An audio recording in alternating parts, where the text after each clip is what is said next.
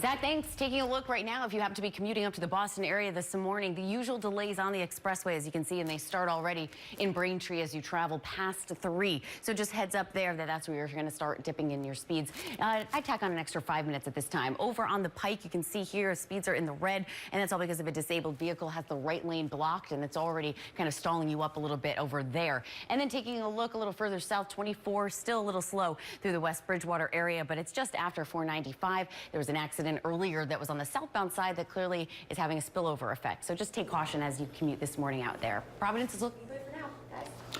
All right, Meaghan, an arrest has been made in a high-profile murder case in Warwick from over 5 years ago. The suspect is expected to be arraigned in court later today. Lindsay Idaluca's in Warwick with the details on this. Lindsay?